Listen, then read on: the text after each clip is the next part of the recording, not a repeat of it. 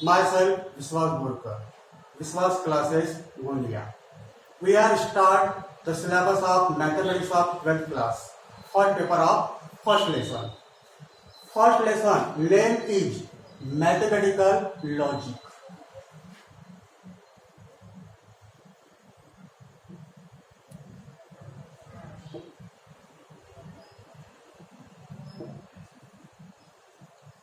Mathematical logic, सबसे पहले अपने को ये देखना है what is the logical statement. Logical statement होता क्या है?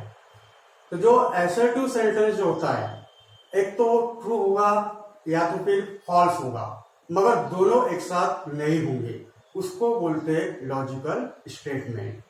पहले समझ लो, असर्टिव सेंटेंस या फिर डिक्लेरेटिव सेंटेंस, जिसको असर्टिव सेंटेंस कहा जाता है, एक तो वो ट्रू होगा या तो फिर फॉल्स होगा, मगर दोनों एक साथ नहीं होंगे, उसको बोलते हैं लॉजिकल स्टेटमेंट। अब डेफिनेशन, और declarative sentence which is either true और false but not both simultaneously is called as logical statement. Logical statement मतलब क्या होगा कि जो असर्टिव सेंटेंस जो होता है, एक तो वो ट्रू होगा या तो फिर फॉल्स होगा, मगर दोनों एक साथ नहीं होंगे, उसको बोलते हैं लॉजिकल स्टेटमेंट। जैसा फर्स्ट एग्जांपल है ना, Mumbai is the capital of Maharashtra. अब एक ट्रू है कि फॉल्स है? मुंबई जो है वो महाराष्ट्र की राजधानी है, मतलब ट्रू है। ट्रू है जो मतलब सही है, वो क्या रहेगा? तुम्हारा लॉजिकल स्टेटमेंट होगा। मगर एक चीज फिर से ध्यान दो कि लॉजिकल स्टेटमेंट मतलब क्या होता है कि जो भी स्टेटमेंट जो रहेगा, एक तो ट्रू होगा या फॉल्स होगा, वही लॉजिकल स्टेटमेंट होगा। जैसे एक मैथमेटिकल सेंटेंस जो होता है, मैथमेटिकल सेंटेंस मतलब कैसा कि 2 + 3 = 5, 2 + 3 = 5, इसको बोलेंगे अपन मैथमेटिकल सेंटेंस। ठीक है, तो मैथमेटिकल सेंटेंस भी लॉजिकल स्टेटमेंट होता है। लॉजिकल स्टेटमेंट कौन कौन से होते हैं, कौन कौन से नहीं, ये सबसे पहले आपको समझना पड़ेगा। तो उसके पहले आपको डेफिनेशन लिखना पड़ेगा, है ना। तो देखो यहाँ पे डेफिनेशन लिखो,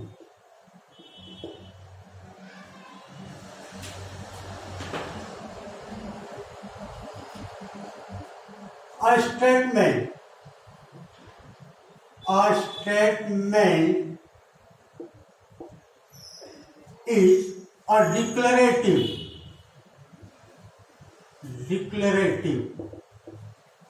या फिर उसको बोलते हैं अपन असर्टिव। डिक्लेरेटिव को ही अपन असर्टिव बोलते हैं। Assertive sentence which is either true or false but not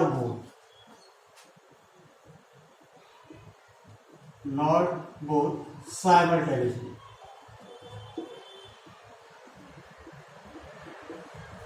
It's called as logical statement. Logical statement देखो, मैंने यहाँ पे लिखा है कि जो डिक्लेरेटिव सेंटेंस है या फिर असर्टिव सेंटेंस है, एक तो वो ट्रू होगा या तो फिर फॉल्स होगा, मगर दोनों एक साथ नहीं होंगे, उसको बोलते हैं अपन लॉजिकल स्टेटमेंट। जैसे फॉर एग्जाम्पल में अपन देखते हैं कि द अर्थ इज प्लैनेट। अब बताओ, द अर्थ इज प्लैनेट, ये सिंपल स्टेटमेंट है, मतलब असर्टिव सेंटेंस है। सही है कि गलत है? धरती जो है वो एक ग्रह है कि नहीं है? है, ग्रह है मतलब प्लैनेट है, मतलब ये क्या है? ट्रू है। ये होगा तुम्हारा ट्रू। ट्रू है, इसका मतलब ये लॉजिकल स्टेटमेंट है। लॉजिकल स्टेटमेंट मतलब क्या होता है, फिर से एक बार समझ लो कि जो सेंटेंस एक तो ट्रू होगा या फिर फॉल्स होगा, मगर दोनों एक साथ नहीं होंगे, ट्रू होगा या फिर फॉल्स होगा। अभी अपन ने एग्जांपल देखे ट्रू का। फॉल्स का एग्जांपल देखो, जैसे नंबर सेकंड, यहां पर लिखता हूं मैं Mumbai is the capital of India. Mumbai is the capital of India. अब बताओ मुंबई जो है वो इंडिया की कैपिटल है क्या? नहीं है। इंडिया की कैपिटल क्या है? दिल्ली। मतलब ये ट्रू है कि फॉल्स है? फॉल्स है। ये क्या है? फॉल्स है। पहले समझ लो डेफिनेशन क्या बोल रहा है कि लॉजिकल स्टेटमेंट में क्या बोल रहा है कि जो भी डिक्लेरेटिव सेंटेंस रहेगा वो एक तो ट्रू होगा या तो फिर फॉल्स होगा, उसी को अपन लॉजिकल स्टेटमेंट कहते हैं। अब द अर्थ इज प्लैनेट, ये भी एक सिंपल स्टेटमेंट है, ट्रू है।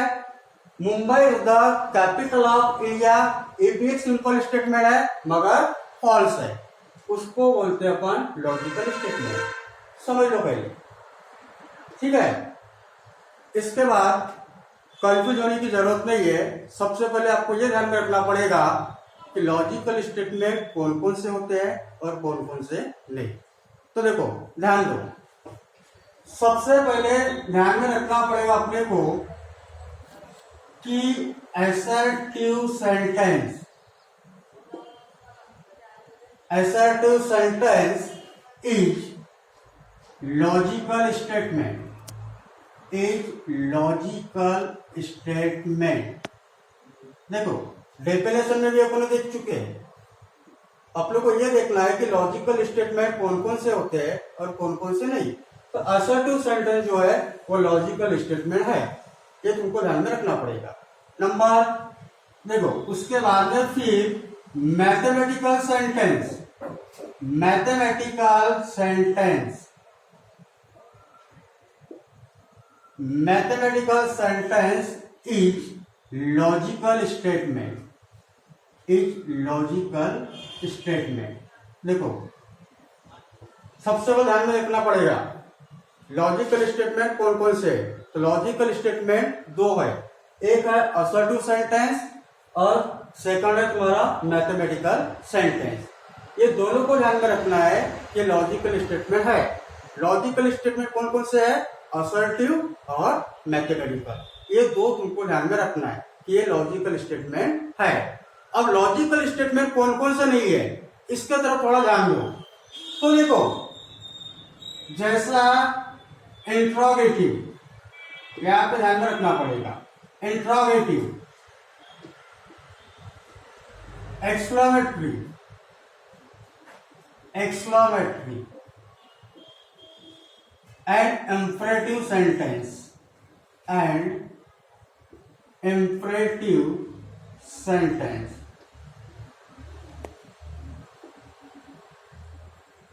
are not logical statement, are not logical statement। देखो ध्यान दो, लॉजिकल स्टेटमेंट मतलब कौन कौन से है? असर्टिव और मैथमेटिकल। लॉजिकल स्टेटमेंट कौन कौन से नहीं है? Interrogative, exclamatory, imperative sentence are not logical statement, ये ध्यान में रखना है।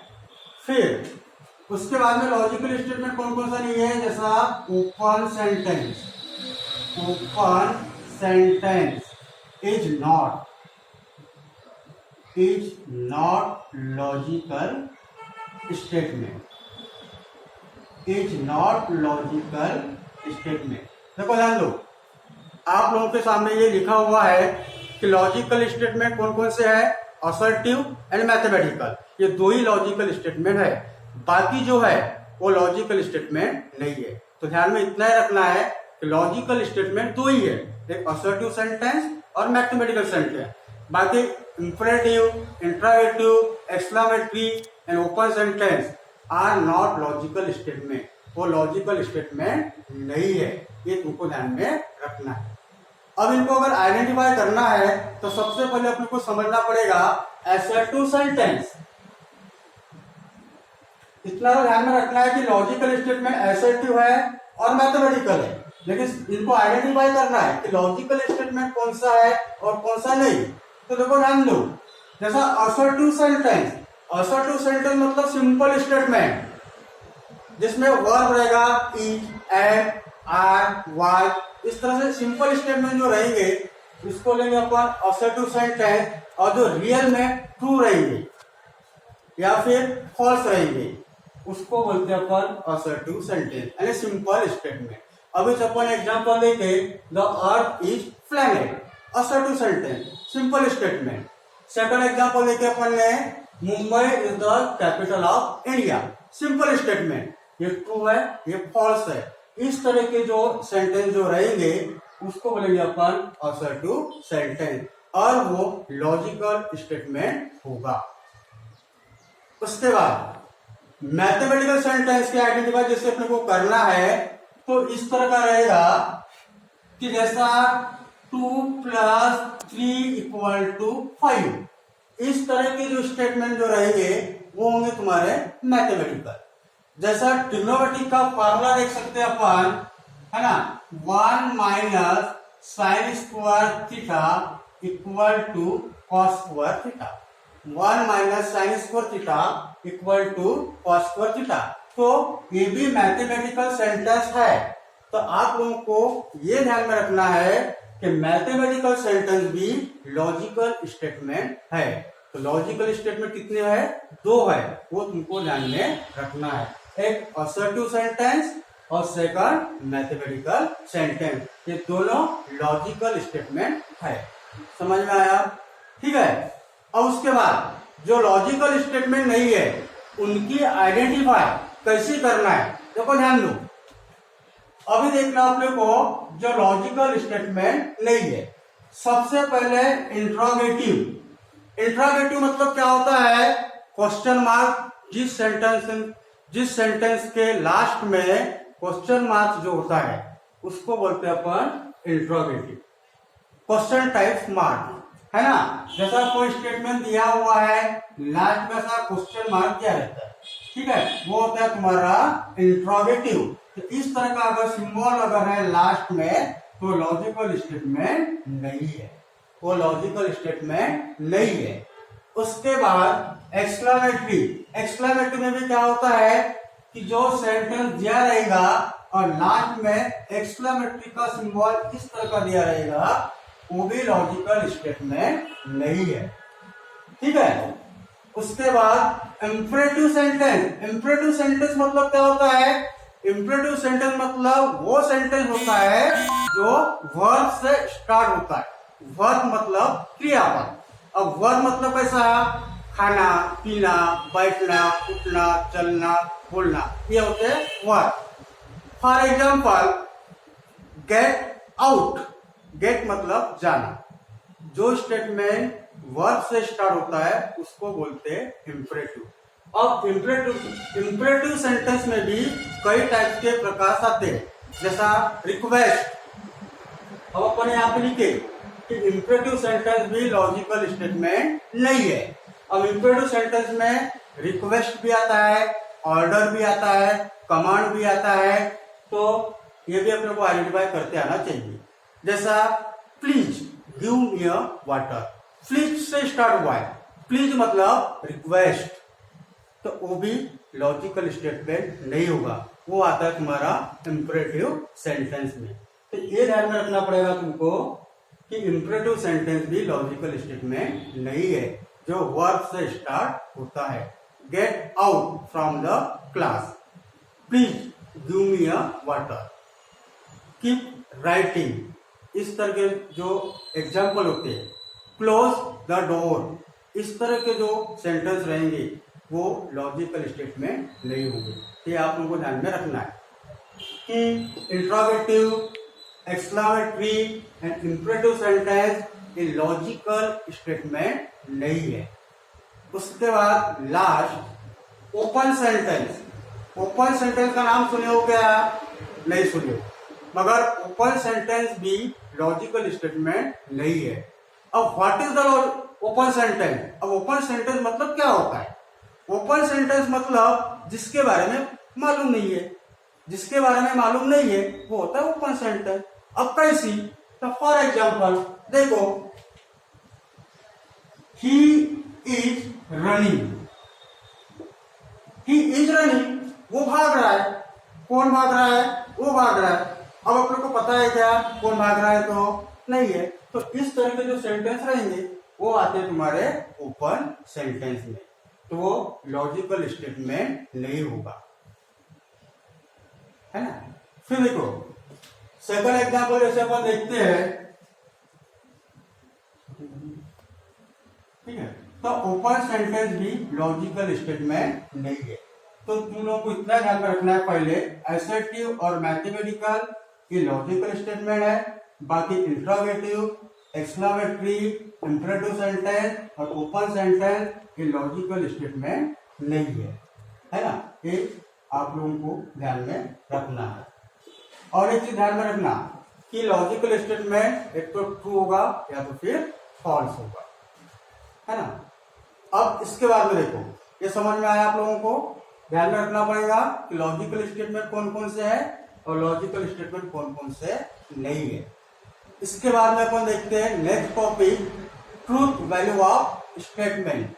ट्रूथ वैल्यू ऑफ स्टेटमेंट मतलब जो लॉजिकल स्टेटमेंट है उसकी ट्रूथ वैल्यू क्या होगी। एक तो लॉजिकल स्टेटमेंट ट्रू होगा या फिर फॉल्स होगा, तो ट्रूथ वैल्यू टी होगी या फिर एफ होगी। तो देखो नेक्स्ट टॉपिक,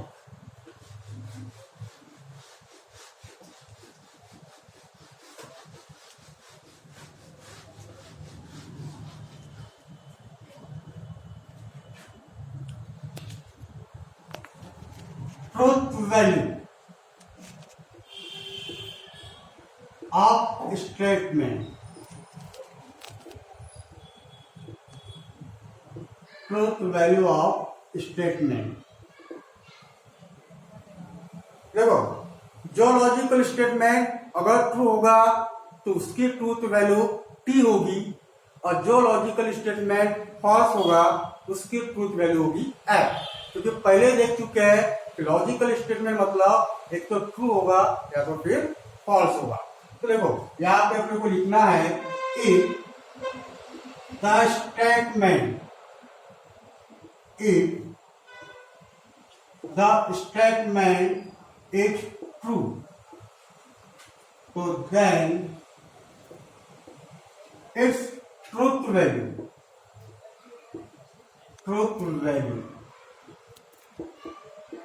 is t। जो स्टेटमेंट ट्रू है उसके ट्रूथ वैल्यू t है, and if the statement is false,